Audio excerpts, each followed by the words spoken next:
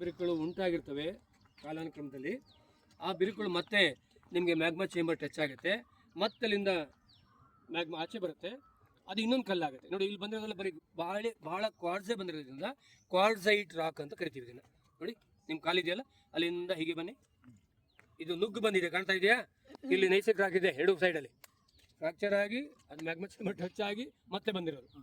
ಅಂದರೆ ಒಂದು ಎಕ್ಸಾಂಪಲ್ ಇಂದ ಹೇಳ್ತೀನಿ ಅಲ್ವಾ. ಆಮೇಲೆ ಇದರಲ್ಲಿ ಜಾನಪದರು ಬೆಟ್ಟ ಗುಡ್ಡ ಹಳ್ಳ ಕೊಳ್ಳದಲ್ಲಿ ಈ ಬಂಡೆಯಲ್ಲಿ ಇದು ಪಟ್ಟೆ ಬಂದಿದೆಯಲ್ಲ, ಇದು ಸೀತೆ ಸೆರಗು, ಸೀತೆಯಲ್ಲಿ ಬಂದು ಕೊಳದಲ್ಲಿ ಸ್ನಾನ, ಇಲ್ಲಿ ಕಲ್ಯಾಣಿ ನಿರ್ಮಾಣ ಆಗಿರುತ್ತೆ, ಅದು ಸೀತೆ ಕೊಳ, ಸೀತೆ ಬಂದಿದ್ದು ನೋಡಿ, ಸೀತೆ ಕೈಯಲ್ಲಿ ಸೈಂಟಿಸ್ಟ್ ಆಗಿ ವರ್ಕ್ ಮಾಡ್ಯಾರೆ. ಅಟ್ಲೀಸ್ಟ್ ಏನೋ ಒಂದು ಪದರವಾಗಿ ಇದೆ ಅಂತ ಗೊತ್ತಾಯ್ತಲ್ಲ, ಸೆಗ್ರಿಗೇಟ್ ಆಗಿದೆ ಅಂತ ಗೊತ್ತಾಯ್ತು ಅಲ್ವಾ. ಅಟ್ಲೀಸ್ಟ್ ಅವ್ರ ಕಣ್ಣು ಅರಳಿಸಿ ನೋಡಿಯಾರೆ.